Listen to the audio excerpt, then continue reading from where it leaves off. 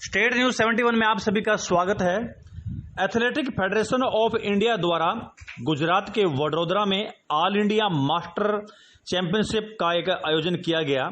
इसमें सढौरा के एक प्रसिद्ध कोच नायब सिंह सैनी ने एक बार फिर से अपना जलवा दिखाया और 35 से 40 वर्ष की आयु वर्ग की 800 मीटर की दौड़ में राष्ट्रीय स्तर पर यानी पूरे देश में कांस्य पदक यानी तीसरा स्थान प्राप्त करके एक विशेष उपलब्धि हासिल की है। सढौरा इलाके का नाम पूरे देश में जो है चमकाया है।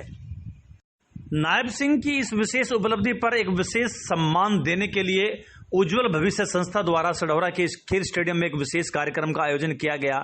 इससे पूर्व खिलाड़ियों द्वारा नायब सिंह सैनी को एक रोड शो के माध्यम से स्टेडियम में लाया गया और वहां पर विशेष मेहमान जो है और खिलाड़ी जो है नायब सिंह सैनी का इंतजार कर रहे थे। कुछ ही समय के पश्चात वो वहां पर पहुंचे और एक विशेष सम्मान उनका दिया गया।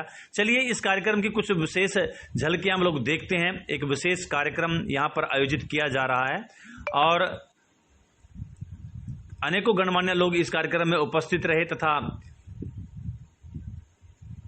भारतीय सेना में अग्निवीर जो सेना भर्ती योजना है उसके बारे में भी यहाँ पर विशेष चर्चा की गई। आइए कुछ झलकियां देखते हैं। अगर मैं आपको बताता अग्निवीर स्कीम के बारे में तो आप कहते खुद होता है फौज में है नहीं और मानू बता रहा, तो यही ये बात होती है कि आपके सामने फौजी सर ने आज अपनी बातें रखी। भारत माता की जय, वंदे मातरम, वंदे मातरम, जय श्री राम, जय श्री राम।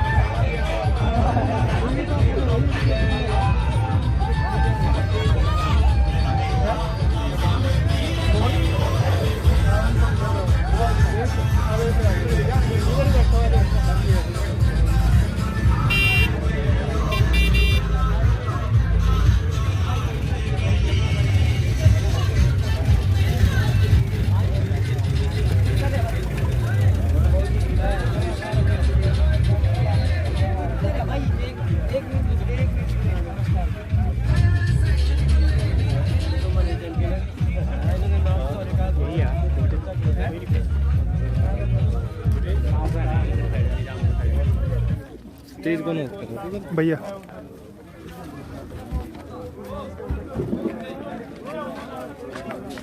सभी से रिक्वेस्ट है कि अपना स्थान ग्रहण करें ताकि आगे का प्रोग्राम हम स्टार्ट कर सके जल्दी से जल्दी। सभी से रिक्वेस्ट।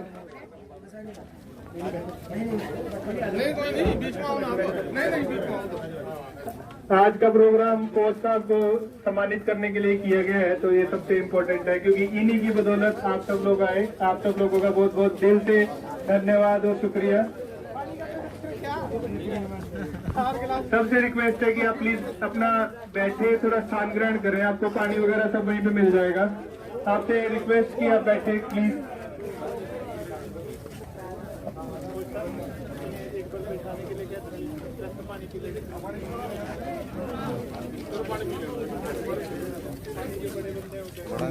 दो बंदों की ड्यूटी लगा लेते हैं से लेके किस चीज में यहाँ पानी बोलेंगे कैंपर मंगा रखे हैं ना। आप सब लोग नारे लगा के आए, वोटिंग करके आए, उसके बाद सब बैठो अपना स्थान ग्रहण करो।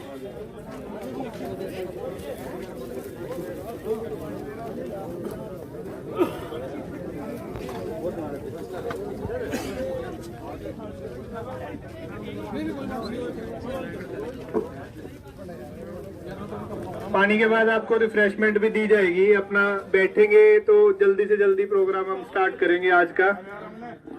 आप लोगों के लिए बहुत ही अच्छी चीजें आज हम लेकर आए हैं। स्टेडियम का विकास, कोच साहब का सम्मान और अग्निवीर स्कीम परियोजना, ये सब चीज आज हम डिस्कस करने वाले हैं। यहाँ पे उज्जवल भविष्य संस्था के द्वारा ये प्रोग्राम आज हम आयोजित कर रहे हैं।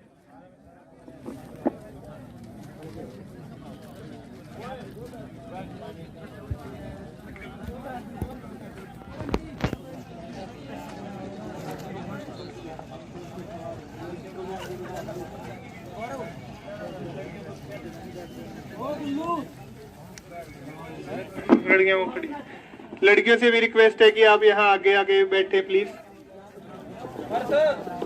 आप स्टेडियम के यहाँ स्टेज के पीछे आके भी बैठ सकते हो, यहाँ पर कोच साहब के बैक साइड।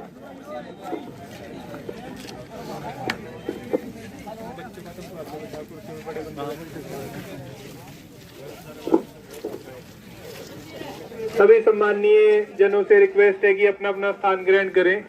बड़े बुजुर्ग एवं सम्माननीय योग अपना कुर्सियों पर बैठे, और बाकी सभी युवा जो फौज में भर्ती होकर देश की सेवा करना चाहते हैं अपना अपना स्थान ग्रहण करें, ताकि समय की बर्बादी ना करते हुए हम आगे का प्रोग्राम स्टार्ट कर सके। आपके भी फायदे की बात होगी, हमारे भी फायदे की बात होगी। जल्दी से जल्दी जितना कर सके उतना अच्छा होगा।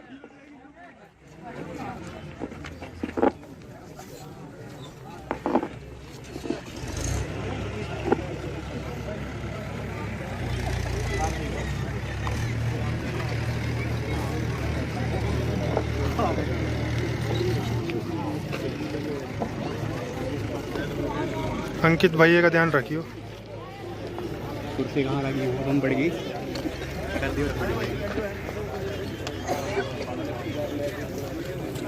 की निकली होगी तो ये शायद तुम्हारा कोच है, अगर राजनीति में आ जाए तो देश बदल देगा ये। और ये खाली कोच ही नहीं, कोच के प्रति आप लोगों की जो इज्जत और प्यार है वो काबिले तारीफ है। और उसी के लिए आज इतने लोग जो यहाँ बैठे हैं, हम लोग सब खड़े हैं, इसीलिए कि कोच और आप लोग अपना भविष्य उज्जवल बना सके, खेल स्टेडियम में अच्छी फैसिलिटीज दिलवा सके और आगे आने वाली पीढ़ी को एक अच्छा समाज दे सके।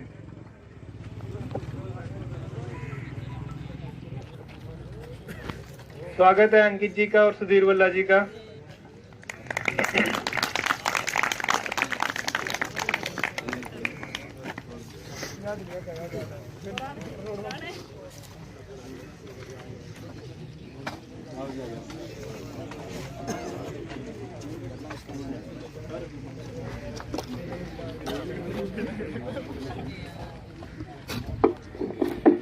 तो मैं ज्यादा टाइम ना लेते हुए सबसे पहले स्टार्ट करूंगा जो आजकल हमारा सबसे इम्पोर्टेंट और सबसे ज्यादा डिस्कस करने वाला टॉपिक चला हुआ है, जो गवर्नमेंट ने चलाया है, अग्निवीर स्कीम। उसके ऊपर मैं चाहूंगा कि हमारे आए हुए दो विशिष्ट अतिथि जो इंडियन आर्मी में ही कार्यरत हैं, वो आपको अपने विचार बताएंगे। आपके मन में उनसे रिलेटेड कुछ भी क्वेश्चन हो, कुछ भी डाउट हो, जो आपने कहीं भी पढ़ा हो या वीडियो में देखा हो या व्हाट्सएप के मैसेज के थ्रू आपको आया हो, आप इनसे अभी या बाद में कभी भी डिस्कस कर सकते हो। ये लोग आपके सपोर्ट के लिए यहाँ आए हैं। इनको जो भी सुनोगे इनके विचार अभी पूछ सकते हो या बाद में पूछ लेना। तो मैं वेलकम करूंगा हमारे आए हुए दो गणमान्य जनों का, सूबेदार हरदेव सिंह जी चेयरमैन और अतिथिगण, एस्पायरेंट्स अग्निवीर। आज मुख्य ये प्रोग्राम उन्हीं के लिए रखा गया है। कितने बच्चों को पता है कि अग्निवीर के बारे में, कि अग्निवीर के कमियां या इसकी अच्छाइयां? कितने बच्चों को पता है अग्निवीर के बारे में? हाथ खड़े करेंगे। अग्निवीर क्या है?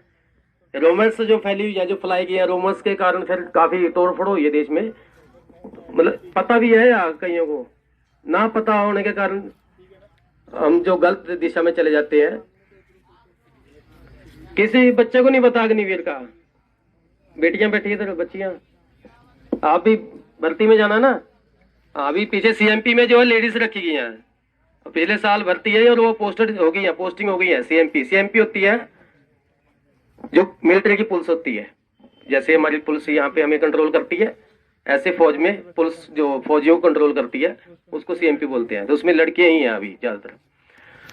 तो मेरे को किसी ने नहीं हाथ नहीं खड़ा बताया नहीं है, शायद या तो बच्चों को पता। ये देखो जो परंपराएं आती हैं कहीं भी, जैसे पहले सती प्रथा थी, जब इसको एकदम बंद किया तो लोगों ने इसका बहुत ज्यादा विरोध किया। धीरे धीरे लोग समझ गए और आज सारे इसके फेवर में है। तो बहुत चीजें हैं जो कई सालों से हमारे जो सिस्टम में चली आती हैं, अगर उसमें थोड़ा सा उसको जो समाज के साथ, जो मौजूदा परिस्थितियों के साथ उसको बदलना पड़ता है चीजों को। इसी को देख के ये अग्निवीर जो है, अग्निपथ नाम है इसका, स्कीम का अग्निपथ, और जो इसमें भर्ती होगा उसको अग्निवीर कहा जाएगा। पहले जैसे सिपाही होता है, फिर लैंस नायक होता है, नायक होता है, हवलदार होता है, नायब सूबेदार, ये रैंक होती है। तो इसमें 4 साल उसको अग्निवीर ही कहा जाएगा। और अग्निवीर का सारों को पता है कि अग्नि आग के रास्ते से जाने वाला, मतलब जो देश का सैनिक है, जो फौजी है, वो आग का दरिया तक पार कर जाए, अग्निवीर उसको कहा जाए। अभी इसमें पीछे कोरोना की वजह से जो 2 साल की नुकसान हुआ बच्चों को, अभी यहाँ पे कुछ बच्चे ऐसे हैं जिनका 21 से ज्यादा एज हो गई होगी, तो 23 साल का गवर्नमेंट ने आपको दे दिया है।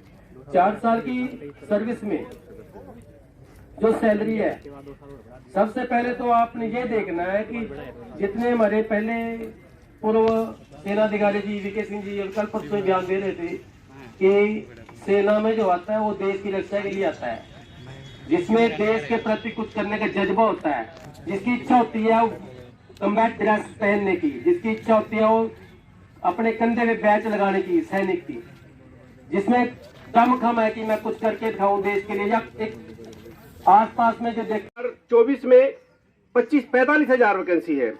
आप मेरे से ले सकते हैं, इसमें 2031 तक की वैकेंसी मेरे पास डिटेल है, ठीक है।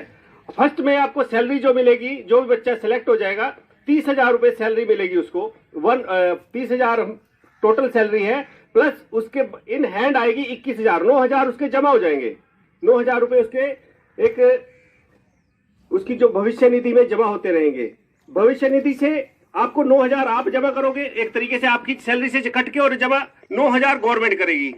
वैसे करके आपको जब आप 4 साल के बाद अगर कोई आदमी, कोई बच्चा बाहर आता है, तो उसके हाथ में होंगे 11,71,000, 11,71,000। कोई भी आप, मेरे भी 2 भतीजे हैं, हमारे बच्चे भी 27 साल के भी हो गए हैं, किसी के पास हैं क्या इतने पैसे? आप 17.5 साल का कोई बच्चा गया है और आप 21 साल 22 साल में आप घर आ गए हो 11-12 लाख रुपए लेके, तो आप कोई भी धंधा कर सकते हो, आप कोई भी बिजनेस कर सकते हो, उसको आप बाकी से बेटर हो कि नहीं हो? किसी के पास है पैसा? इतना नहीं है, तो डंडे बजाते घूम रहा है रोड पे, और लेकिन आप 12 लाख रुपए लेके घर आगे होंगे। और उससे पहले हर महीने आपको जो है फर्स्ट टूर, जैसे अभी 2022 में जो बच्चा सिलेक्ट होगा, तो उसको इन हैंड सैलरी मिलेगी 21,000 रुपए हर महीने। उसके बाद 2023-24 में 25,580 रुपए इन हैंड उसके पास आएंगे, और उसको टोटल सैलरी होगी 36,500 रुपए। ऐसे ही 2025 में 40,000 रुपए उसको टोटल सैलरी होगी, और 28,000 उसके पॉकेट में आएंगे इन हैंड, मतलब उसके मिल जाएंगे वो। बाकी पैसा उसका जमा होता रहेगा। जो पुराने मेरे साथी जानते हैं कि पहले हमारे टाइम जब स्कूलों में पढ़ते थे संचयिका जमा होती थी, वैसे ही आपका जमा होता रहेगा। उतना ही पैसा गवर्नमेंट की तरफ से होगा, प्लस आपको वो टोटल होके 11,71,000 रुपए आप जब आप घर आओगे तो 11,71,000 रुपए लेके आओगे। उसके अलावा और भी डिटेल में बहुत कुछ है, आप उसके ऊपर लोन भी ले सकते हो। जिसको ज्यादा लोन वोन की जानकारी चाहिए तो मेरे पास आ जाना, बता दूंगा डिटेल में। और हाँ, इन केस जैसे कोई बच्चा को कुछ हो जाता है, 3 कैटेगरी 40,000 2 लाख रुपया देके वहां जाते हैं। अभी परसों मैं एक शॉप पे बैठा हुआ था, वहां पता लगा कि एक आदमी 1.5 लाख रुपया खर्च के गया और 3 महीने घूम के वापस आ गया, उसकी नौकरी नहीं लगी। तो यहाँ तो आपको पैसा भी नहीं देना, आपने देश की सेवा भी करनी है, और उसके बदले में मोदी जी आपको पैसा भी दे रहे हैं। बाहर की कंट्रियों में भी होता है, कहीं 1.5 साल, कहीं 2 साल, कहीं 4 साल मिलिट्री की सेवा जरूरी होती है, वो लोग पैसा भी नहीं देते। हमारे यहाँ तो मोदी जी ने पैसा भी दिया है। अब हमारे जो 17 साल 18 साल 19 साल के लड़के बाहर निकलते हैं, तो जब वो स्कूल कॉलेज में पढ़ते हैं तो उनके मन में विचार आता है हम बाहर जाके पता नहीं क्या कर देंगे, लेकिन जब बाहर आते हैं वो और दुनिया के तबेड़े पढ़ते हैं, फिर उन्हें पता लगता है कि पैसे की कीमत क्या है। और हमारे मोदी जी ने इसीलिए ये बच्चे जो युवा बेरोजगार हो रहे हैं, आजकल नौकरी तो है नहीं, इसीलिए स्कीम चलाई है कि उनको काम भी मिल जाए और उनको पैसा भी मिले। और क्या होता है, हमारे लड़के जब बाहर आते हैं तो इधर ही बेरोजगार ऐसे घूमते हैं, फिर कुछ नशे वाले युवा उनके साथ लग जाते हैं। शुरू में तो फ्री में थोड़ा बहुत नशा उनको करवाते हैं, लेकिन उसके बाद वो कहते हैं हमारे से नहीं हो चलेगा। फिर वो युवा घर से पैसे लाते हैं, कहीं से मांग के लाते हैं, कुछ करते हैं, फिर चोरियों में हिल जाते हैं। तो इन बातों में कुछ नहीं रखा। और दूसरी जो विपक्ष की पार्टियां हैं वो तो अपनी रोटियां सेकती है, आप कोई भी काम कर लो, उन्होंने तो मजाक उड़ाना ही उड़ाना है।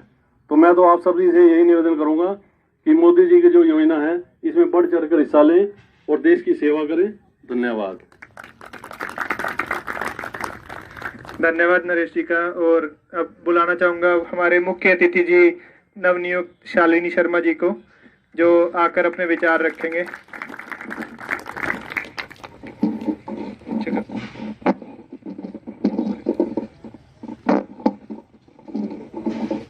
भारत माता की वंदे वंदे। सभी भाइयों और बहनों को नमस्कार। जो पीछे लड़की बैठी हैं सबको मेरा नमस्कार। ठीक है, सबसे पहले तो आप अपने कोच सर के लिए एक बार क्लैपिंग करें, जिन्होंने आपको इतनी अच्छी ट्रेनिंग दी है कि आप यहाँ पे बैठे हैं अधिक से अधिक संख्या में। और उज्जवल भविष्य की संस्था, सभी मान्यवर जो व्यक्ति यहाँ पे बैठे हैं, ये जो है सामाजिक व्यक्ति, सभी के लिए एक बार जोर जोर तालियां, जो आपके हर कार्य को आसान बनाएंगे। और मैं भी यही प्रार्थना करूंगी आपसे कि जो आपकी समस्या है वही मेरी समस्या है। ये स्टेडियम की प्रॉब्लम अब आपकी प्रॉब्लम नहीं है, ये मेरी प्रॉब्लम है, जो मेरे से मैं इसका अधिक से अधिक सुधार कराऊंगी। आपको जो भी दिक्कत है आप मेरे पास आइए, कभी भी आइए, किसी भी समय आइए, मैं इसका बहुत अच्छे से सुधार कराऊंगी, ताकि आप देखेंगे कि स्टेडियम बन चुका है हमारे सढौरा का, और सबसे अच्छा स्टेडियम बना है, और आपका प्रैक्टिस बहुत अच्छी होगी। इसलिए बस ये इतना ही कहना चाहूंगी। और हमारे जो फौजी भाई आए हैं उन्होंने आपको बताया अग्निवीर के बारे में, हमने किसी की बातों में नहीं आना है, अपने कार्यपथ पे रहना है। और यही है बस। वंदे मातरम और भारत माता की जय। ठीक है, बहुत बहुत धन्यवाद। जो आश्वासन दिया है इन्होंने कि स्टेडियम को बहुत ही अच्छा स्टेडियम बनाएंगे। मैं ये भी आशा करता हूं कि जब ये स्टेडियम का सुधार होगा और स्टेडियम में सभी फैसिलिटीज होंगी तो हमारे कोच नैब सिंह को ही यहाँ पे एक मेन मुख्य कोच की तरह रखा जाएगा, जो बच्चों का भविष्य उज्जवल बनाते रहेंगे नगर पालिका सढौरा की तरफ से। तो मैं नैब सिंह जी कुछ कहना चाहते हैं, अपने 2 शब्द। जोरदार तालियां हो जाए नैब जी के लिए। हेलो, यहाँ पर उपस्थित सभी लोगों का मैं पहुँचने पर बहुत बहुत धन्यवाद करता हूँ। और उज्जवल भविष्य संस्था का स्पेशली सबसे पहले इनका करता हूँ, जिन्होंने ये इतना बड़ा प्रोग्राम यहाँ पे मतलब इसके स्टेडियम के उपलक्ष्य में कराया। और मैं एक मेन सी बात ये कहना चाहता हूँ जी, जो हमारी अब की नई चेयरपर्सन हमारे बीच में बैठे हैं, इन्होंने स्टेडियम में आकर देखा कि यहाँ के क्या क्या दिखते हैं, और मैं चाहूँगा कि बहुत जल्द ही इनको दूर करने की कोशिश करें। बाकी मैं दोबारा फिर सभी के यहाँ पर धन्यवाद करता हूँ जो मेरे सम्मान में इतना प्रोग्राम किया। धन्यवाद। मैं निवेदन करना चाहूँगा शालिनी शर्मा जी से आकर इन्हें एक स्मृति चिन्ह प्रदान करें।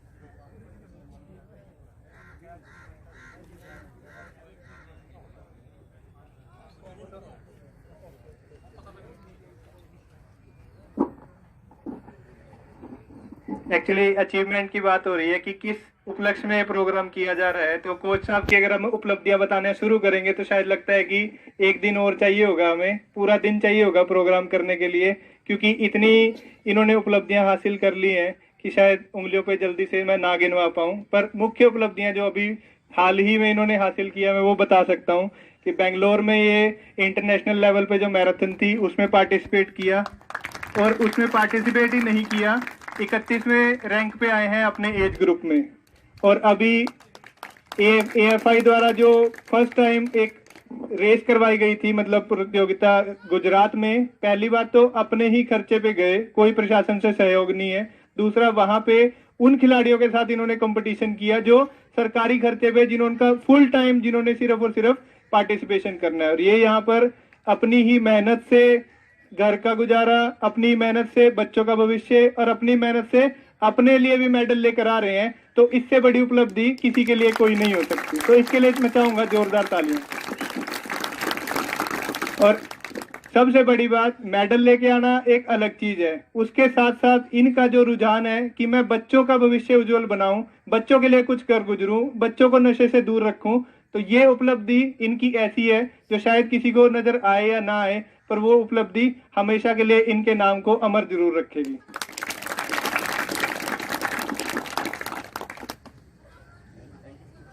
मैं निवेदन करना चाहूंगा सूबेदार जी हरदेव जी को और संजीव जी को आए और अपना स्मृति चिन्ह लेकर जाएं।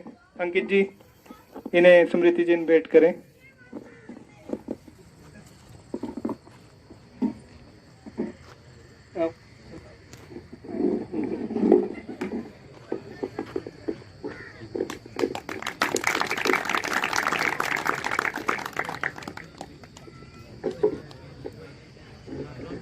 आपको इतनी ज्ञान की बातें बताई, दो ताली तो बजा दो। एक्यूप्रेशर ही सही, फूटिंग तो आपने बहुत की है रैली के टाइम सबने। एनजीओ के सभी मेंबर्स को मैं बुलाना चाहूंगा कि अपने मुख्य अतिथि को एक स्मृति चिन्ह भेंट करें। अपने उज्जवल भविष्य के सभी सदस्य 1 मिनट के लिए मंच पे आ जाएं, बाकी सब अपनी जिम्मेदारियां छोड़ के।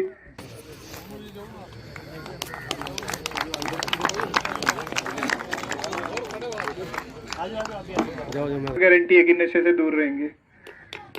हुए मैं पुनः निवेदन एक बार फिर करूंगा हमारी चेयरपर्सन से एवं हमारे जितने भी समाज सेवी संस्थाओं के पदाधिकारी बैठे हैं, जिसमें हमारा शिव गणपति सेवा मंडल भी है, हमारे अंकित जी बैठे हैं, कि इस स्टेडियम के लिए हम सब ने मिलजुल कर एक ऐसा काम करना है ताकि इस स्टेडियम की दशा एक अच्छी दशा बन सके और यहाँ पे हमारे जो युवा साथी हैं अपनी प्रैक्टिस कर सकें। बहुत बहुत धन्यवाद।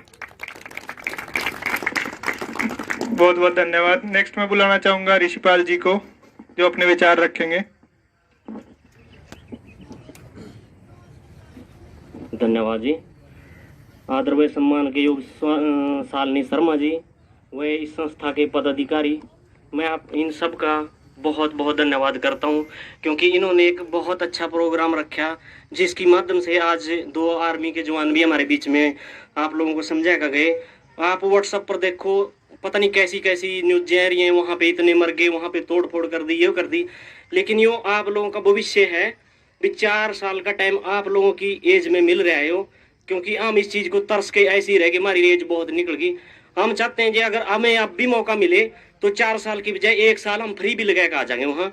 इससे आपका भविष्य खराब होने से बचेगा। जो बच्चा की एज होती है खराब होने की, वो 18 साल से और 24 साल तक है। जो वो बच्चा इसमें ही कामयाब हो गया